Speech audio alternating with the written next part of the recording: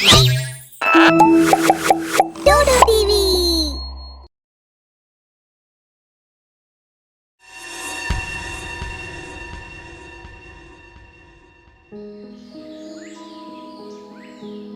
ब्रह्मपुर कस्बे में आज एक ही घर में 4 इंतकाल हुए थे। इन सभी इंतकालों की वजह थी एक चिराग। दरअसल दिवाली के ही वक्त एक डायन चिराग बेचने के लिए कस्बे कस्बे घूमती है। उसके चिराग बड़े खूबसूरत होते हैं।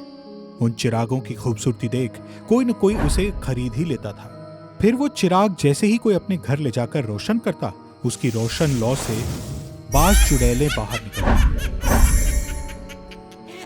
और उस घर के हर इंसान का सर कलम कर देती और उनका खून पीकर उन्हें फना कर देती। इस डायन को लोग चिराग वाले डायन के नाम से पहचानते थे। ब्रह्मपुर कस्बे के लोग ही नहीं बल्कि आसपास के कस्बों के लोग भी काफी खौफजदा थे। कुछ रोज बाद एक खातून शामलाल के कस्बे में आई अपने खूबसूरत चिरागों के साथ। वो टोकरी में चिराग लेकर पूरे कस्बे में घूमते हुए आवाज लगा रही थी, चिराग ले लो, दिवाली के लिए खूबसूरत चिराग, बहुत ही सस्ते सस्ते चिराग, चिराग ले लो। फिर शामलाल अपने घर का दरवाजा खोलकर बाहर झांकता है।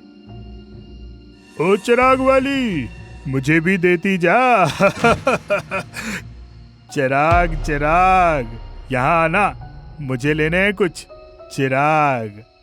हाँ मोहतरम, अभी आई। ऐसे चिराग दिखाऊंगी कि आपकी आलिया खुश हो जाएगी। फिर वो खातून शामलाल के सामने चिराग लेकर आती है और उसे बेहद खुसूसी और खूबसूरत चिराग दिखाने लगती है। जरा इन पर नजर डालिए मोहतरम, ऐसे खूबसूरत चिराग आपको कहीं नहीं मिलेंगे। जो देखेगा बस देखता रह जाएगा। अरे हाँ, ये तो वाकई कमाल के चिराग हैं। फिर एक चिराग शामलाल के हाथों से छूटकर नीचे गिर जाता है। चाहे कितनी भी ऊपर से गिर जाए मेरा चिराग टूटेगा नहीं मोहतरम। आपका दांत तो है नहीं जो आलिया के एक बेलन से टूट जाए। फिर शामलाल नीचे झुककर चिराग उठाने लगता है कि उसकी नजर उस खातून के पैरों की ओर जाती है। उसके दोनों पैर बरक्स होते हैं। शामलाल के होश फाख्ता हो जाते हैं। उसके सिर से पसीना आने लगता है। मेरे मालिक, ये तो वही चिरागों वाली डायन है। ए मालिक, अब मैं क्या करूं?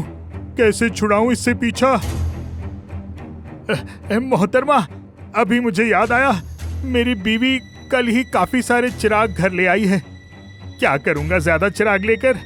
आप कहीं और जाकर बेचो, मैं अंदर जाता हूं।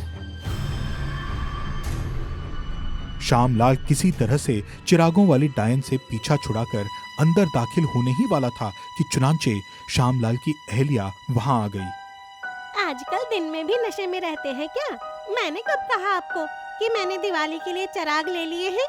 अभी मैं बाहर ना आती तो कितने खूबसूरत चिराग मेरे हाथ से चले जाते। इन्हें याद नहीं आ रहा है मोहतरमा। खुद बातों को भूल जाती है और मुझे ताने मारती है। अरे बेगम, जरा याद करने की जहमत उठाओ। उस रोज जब मैं चिरागों का जिक्र कर रहा था, उस रोज ही आप बाजार से काफी सारे चिराग लेकर आई थी ना?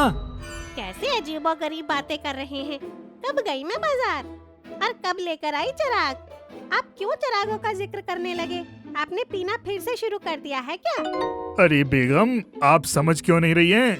याद कीजिए, मैंने आपको एक रोज बताया था कि आपकी बहन नजदीक वाले कस्बे में खूबसूरत चिराग बेचने आती है।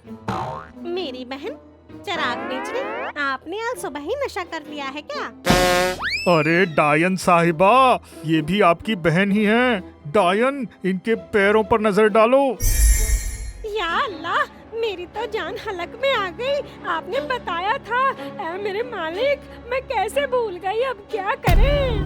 भागो, जल्दी चलो अंदर, नहीं तो ये डायन हम सबको फना कर देगी। फिर वो खातून हंसते हुए अपनी असली शक्ल में आ जाती है। इतने खौफनाक और हौलनाक चेहरे को देखकर दोनों खौफजदा हो जाते हैं। तुम लोग कहीं भाग नहीं सकते। अब तुम लोग भी मेरी असलियत जान चुके हो। आसपास के कस्बे में भी मुझे सब पहचान गए हैं। अब मुझसे कोई भी चिराग नहीं खरीदता। चिराग फरोख्त नहीं होंगे तो मैं जिंदा कैसे रहूंगी? इसलिए आज से तुम लोग मेरे लिए चिराग बेचोगे। ये क्या फरमा रही हैं डायन साहिबा? हम लोगों ने तो आज रोज तलक कुछ भी नहीं बेचा है। हम चिराग कैसे बेचेंगे? आप ही सलीके से चिराग बेचती हैं। आप अगले कस्बे में जाइए। आपकी आवाज ही इतनी मीठी है कि कोई न कोई जरूर ले लेगा आपसे चिराग। हाँ, वो तो मैं जाऊंगी ही, पर तुम लोगों के साथ। चलो, एक एक चिरागों की टोकरी दोनों सर पर उठाओ और आवाज देते हुए चलो, जिस तरह मैं देती हूँ। मैं तुम लोगों के पीछे मख्फी तौर पर चलूंगी। चलो जल्दी चलो, वरना। दोनों एक एक टोकरी उठाने लगते हैं।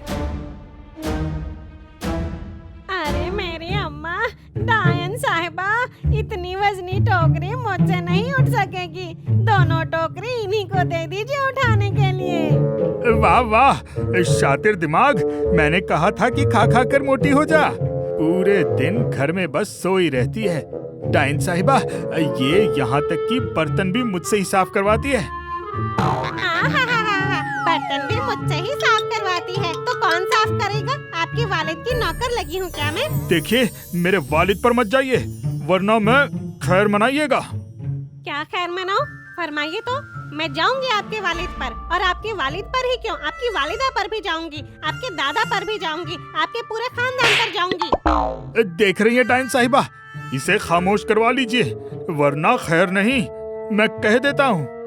अरे मैं डायन हूँ, अभी मुझसे खौफ करो। तुम लोग बाद में आपस में लड़ लेना। डायन का थोड़ा तो एहतराम करो। अभी आप रुकिए डायन साहिबा, जरा मैं इनसे पूछ लूं। फरमाइए, क्या खैर नहीं? कहिए ना, मैं आपके वालिद से खौफ नहीं करने वाली, तो आपकी क्या बिसात है? हाँ, तो आपके वालिद से भी कौन खौफ करता है? उन कंजूस मक्खी चूस से। उनका बस चले तो लोगों को भूखे मार दें। आज दिन तक कभी कोई खुसूसी खाना खिलाया है उन्होंने? खिलाना तो छोड़िए, औरों के घर के अलावा कभी खुद के घर में कोई खुसूसी खाना देखा भी है? हाँ, तो वो आपकी तरह नहीं है, वो सादगी पसंद शख्सियत के मालिक हैं। अरे हाँ, बेहद सादगी पसंद शख्सियत। इसके अब्बा हुजूर इतने सादगी पसंद हैं डायन साहिबा कि मत पूछिए। वो इंसान महीनों तक नहीं नहाता, पूरे बदन से बदबू आती रहती है। कहो तो कहेंगे कि पानी बचा रहे हैं। दुनिया में पानी की किल्लत है। सुनिए चुड़ैल साहिबा, मैं इनके अब्बू की करतूत बताती हूँ। इनके अब्बू ने। फिर डायन ने गुस्से से कहा, बस करो तुम लोग अपने ये मियाँ बीवी के झगड़े। अब मैं पागल हो जाऊंगी। बेहतर है कि हम डायनों में शादियाँ नहीं होती, वरना आधी जिंदगी तो आपस में लड़ते लड़ते ही गुजर जाती। अब तुम लोग मेरे चिराग उठाते हो, यह रवाना करूँ तुम लोगों को अपनी वालिदैन के पास। इतना शोरोगुल सुनकर कस्बे के बाज बाशिंदे वहां जमा हो गए। तभी रामलाल ने कहा, अरे ये तो वही चिरागों वाली डायन है। अरे हाँ, ये वही डायन है। इसे हमारे कस्बे से भगाना चाहिए, वरना ये पूरे कस्बे को ही तबाह कर देगी। यूं करें कि सब अपने अपने घर से झाड़ू ले आएं और इसे मारकर कस्बे से बाहर भगाएं। सबने ऐसा ही किया। सब अपने अपने घर से झाड़ू ले आए और उसे मारकर भगाने लगे। डायन चीखती हुई वो कस्बा छोड़कर हमेशा के लिए भाग गई। तभी श्यामलाल ने कहा, बेगम, तुमने आज मेरा इशारा समझ लिया और जोर जोर से लड़ना शुरू कर दिया ताकि कस्बे वाले जमा हो जाएं। तुम्हारी समझ की वजह से ही आज हम सब बच गए। नहीं जी, तरकीब तो आपने ही बनाई थी। तरकीब चाहे जिसने बनाई हो, मगर तुम लोगों की रोजाना झगड़ने की आदत आज काम आ गई।